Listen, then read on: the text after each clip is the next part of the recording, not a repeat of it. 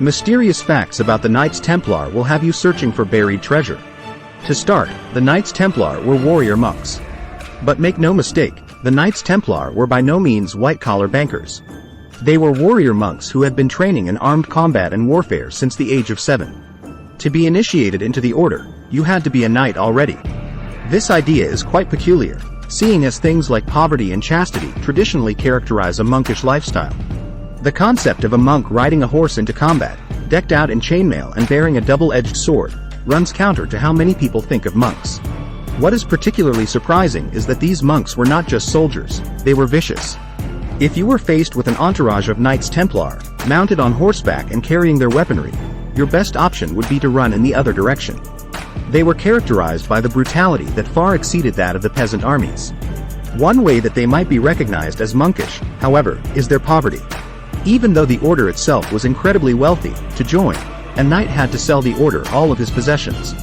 The knights themselves had no belongings. However, as members of the Knights Templar, they had everything. Did you know the knights followed a strict code of conduct? Knights in the Middle Ages were sworn to chivalry, which dictated how they were to behave both in their personal and private lives. The Knights Templar were also bound by a code known as the Latin Rule, which began when the founder, Hugues de Payens, consulted with Bernard of Clairvaux.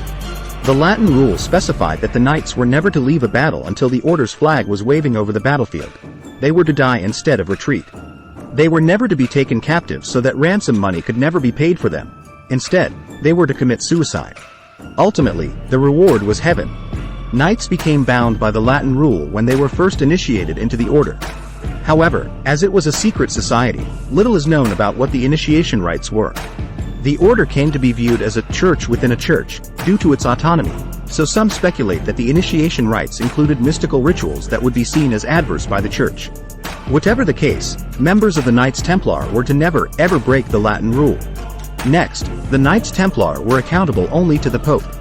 The Knights Templar were arguably not only the first international bank but also the first multinational corporation. Multinational corporations are notorious for having more power, functionally speaking, than the national governments. Consider Apple, which dared to tell the federal government that it would not provide the key to unlocking its phones, even as part of a shooting investigation. Historians argue that functionally, the Knights Templar existed as not only a church within a church but also as a state within a state, meaning that they had more power than the kings.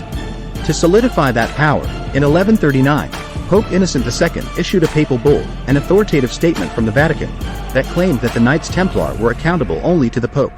Some believe that this bull was a form of hush money to keep them silent on secrets about the church that they had uncovered. They could travel freely across international borders and would not have to pay any taxes on the money that they earned. They were also immune to local laws, though the Latin Rule prohibited them from engaging in egregious conduct. However, their wealth and power proved to be a threat to some kings and ultimately led to their demise. Did you know a sultan defeated them in battle? Salah al-Din, known to the Christian Crusaders as Saladin, was a sultan from Egypt. He led his forces against the Crusaders in the attempt to liberate the Holy Land from the Christians and return it to its prior Muslim rule. The Knights Templar had defeated Saladin's army on several occasions, but in July of 1187, Saladin's forces were victorious at the Battle of the Horns of Hattin. They surrounded the Knights Templar, who were far outnumbered, and massacred them. This decisive victory was the beginning of the end for the Kingdom of Jerusalem. A third crusade was launched to try to reclaim it, but it was unsuccessful. The Knights Templar in the Holy Land, who was headquartered at the Temple Mount and protected pilgrims on their journey to Jerusalem, was ultimately finished. However, they continued their activities throughout Europe, including banking. Their banks had made them so wealthy that they were offering loans to kings. They moved their headquarters to Paris, France, which later came under the kingship of Philip IV, also known as Philip the Fair. Philip the Fair became heavily indebted to them, and because his father had pretty much bankrupted France through his military expenditures, he had no money to pay them back. Their wealth would prove to be their undoing. They were systematically rounded up on Friday the 13th. In the year 1307, King Philip IV of France was in a genuine crisis, owing large amounts of money to the Knights Templar and having inherited a ruined economy from his financially inept father. He would not be able to pay them the money that he owed, so he came up with a plan. He had an order sent out to his soldiers, which was not to be opened until Friday the 13th. The letter gave orders to raid all of the command houses of the Knights Templar in France and imprison its members. They were then subjected to the Inquisition. The Inquisition was a feature of the Vatican that was designed to weed out heresy or false beliefs through the use of torture. Though the Vatican had long been friendly with the Knights Templar, the Pope at the time was unable to provide any assistance to them. Approximately 138 of the Knights were faced with cruel torture, under which they confessed to crimes such as urinating on the cross, denying Jesus, and worshipping the devil. Many of them either died under torture or were burned at the stake. To this day, Friday the 13th is considered to be unlucky because of what happened to the Knights Templar on that fateful day. Ultimately, though, the actions of Philip IV towards the Knights Templar did not provide the economic boon that he had hoped. He was only able to recover enough of their land to pay for the torture and imprisonment that he subjected to. There were vast rumors about an immense treasure that the Knights had, which he may have hoped would enrich both his personal treasury and his kingdom, but the wealth was nowhere to be found. In fact, there is evidence that many of the Knights Templar's documents were burned shortly before Friday the 13th, and any treasure that they may have had was whisked away in ships that very morning. Many treasure hunters still seek the legendary treasure of the Knights Templar. The Knights Templar gained cultural prominence in every generation. They were the subject of Indiana Jones and the Last Crusade when the rogue archaeologist embarked on a quest for the Holy Grail. Many believe that they were the predecessors of the Freemasons, who continue to hold their secrets, which they used to construct the democracy of the United States. But what most interests Knights Templar enthusiasts is the legendary treasure, possibly from the Temple of Solomon, that they supposedly hid. Only about 10% of the Knights Templar were subjected to the imprisonment and tortures of King Philip IV. Many of them lived outside of France or received word of what would happen and fled. All told, there may have been thousands who survived the events of 1307. However, they no longer had a leader and would have to fend for themselves. And any treasure that they may have had, the Holy Grail, the Ark of the Covenant, wood from the real cross, documents, gold, or anything else, would have to be kept secret.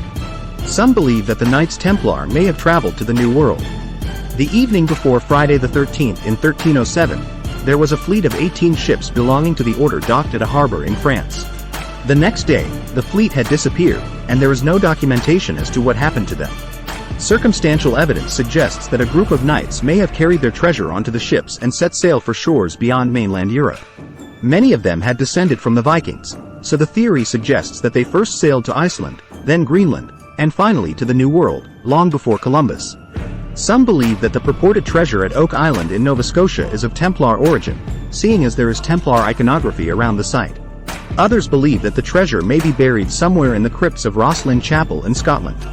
Scotland was excommunicated from the Catholic Church at about the same time as the order fell in 1307 when its king, Robert the Bruce, killed one of his opponents in a church.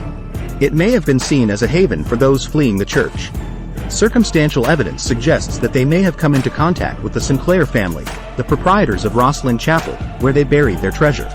Some have even tried to engage in a rogue excavation of the crypt, but they were met with legal resistance. Whatever the case may be, nothing keeps a good story going like a modern treasure hunt. So we still enjoy reading and theorizing about the Knights Templar today.